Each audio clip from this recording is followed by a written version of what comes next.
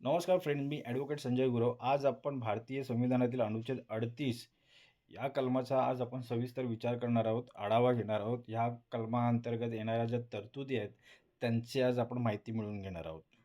हे कलम कशावर भाष्य करते ते आज आपण समजून घेणार आहोत. भारतीय संविधानातील अनुच्छेद 38 आर्टिकल 38 हे राज्य धोरणाच्या मार्गदर्शक तत्त्वांचा DPSPचा गाभा मानले जाते. काय ते 38 हे जे कलम आहे, 38 जे कलम आहे राज्य धोरणाच्या मार्गदर्शक तत्त्वांचा DPSPचा गाभा मानले जाते. हे कलम भारताला एक कल्याणकारी राज्य वेलफेअर स्टेट बनवण्याची अधिकृत घोषणा करते. हे कलम काय करतं तर भारताला एक कल्याणकारी राज्य बनवण्याची अधिकृत घोषणा करण्याचं काम करतं. त्याचं सविस्तर विश्लेषण पाहूया. कलमाचं नाव काय तर state to secure a social order for the promotion of welfare of the people.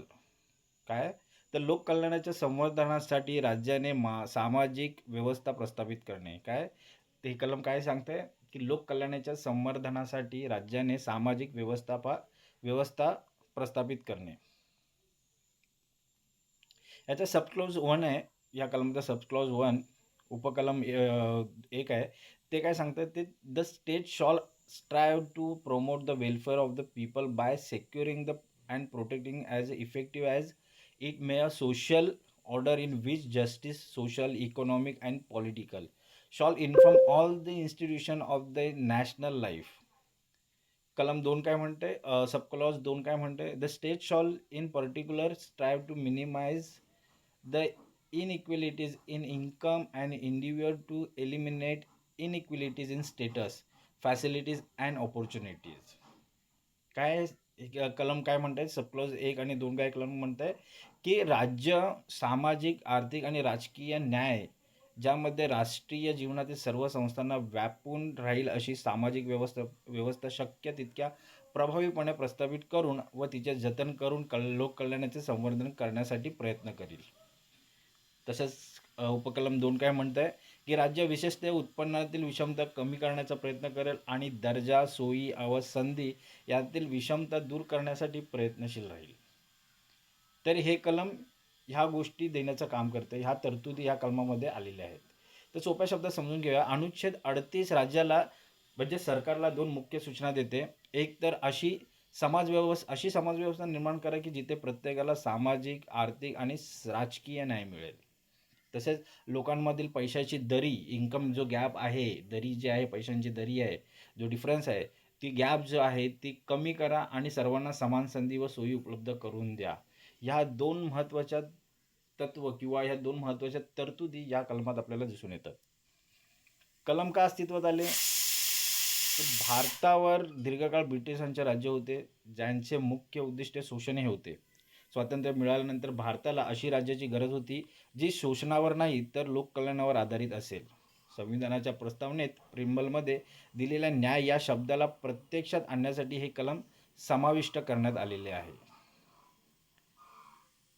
कलमाचे महत्त्व आणि उद्दिष्ट काय ते समजून घेऊया.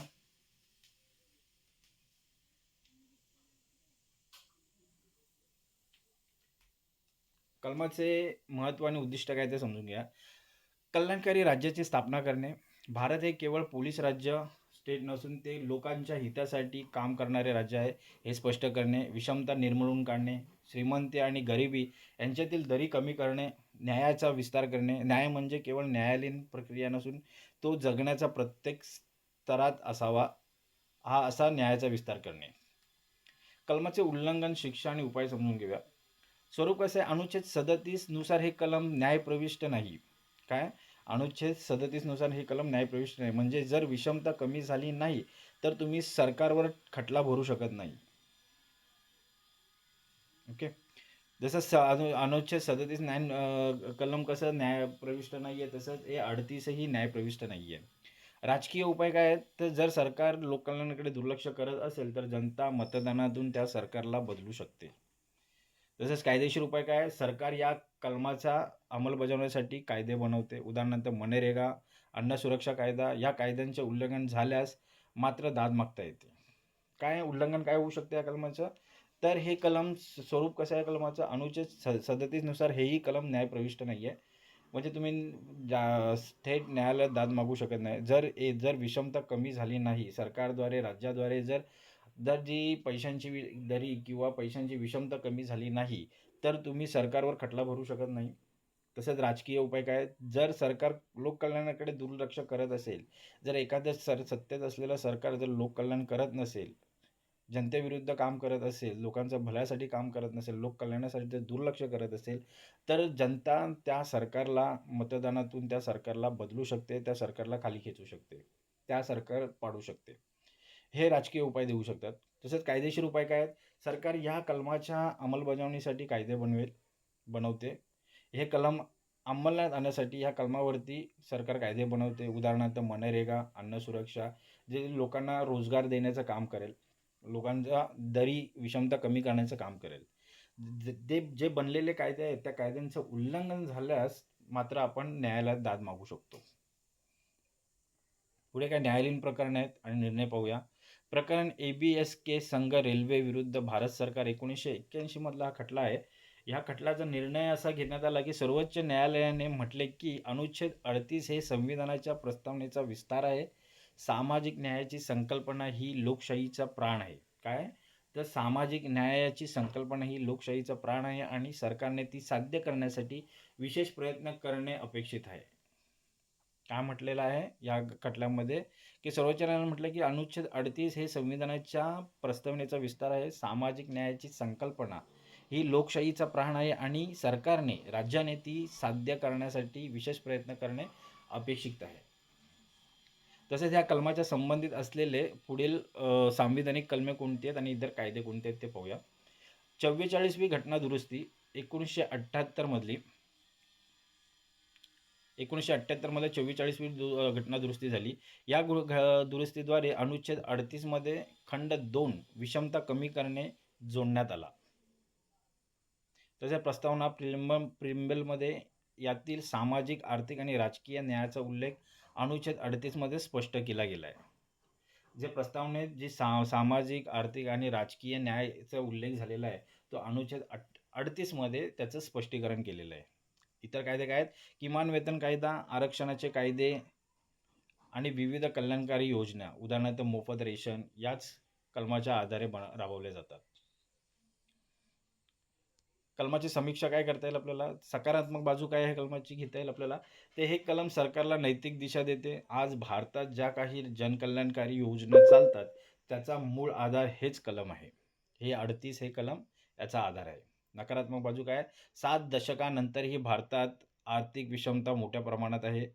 ऑक्सफॅमच्या रिपोर्टनुसार देशातील संपत्ती काही मोजक्या हातात एकटवलेली आहे. याचा अर्थ कलमाची अंमलबजावणी पूर्णपणे झालेली नाही आहे. ह्या कलमाची समीक्षा अशा करता येईल, सकारात्मक बाजू आणि नकारात्मक बाजू अशी मांडता येईल आहेत. ह्या कलमाचे निष्कर्ष काय घेता येईल? ते अनुच्छेद 38 हे भारतीय लोकशाहीचे दीपस्तंभ आहे. हे कलम सरकारला आठवण करून देते की विकास म्हणजे केवळ GDP वाढवणे नव्हे, तर समाजातील शेवटच्या व्यक्तीला न्याय आणि संधी मिळणे होय, म्हणजे विकास होय.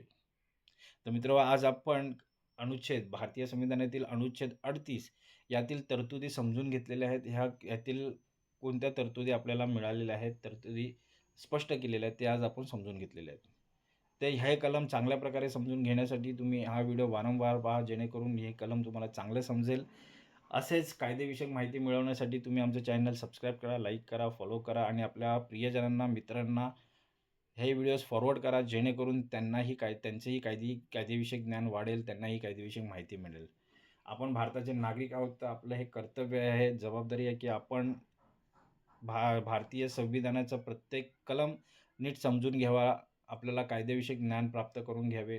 आपल्याला भारतीय संविधान माहिती असावं. त्यासाठी आम्ही प्रत्येक कलमावरती, प्रत्येक आर्टिकलवरती स्वतंत्र व्हिडिओ बनवत आहोत, जेणेकरून तुम्हाला ह्या भारतीय संविधानाची चांगली समज होईल, चांगली माहिती मिळेल. तर मित्र, आज आपण इथेच थांबूया. धन्यवाद.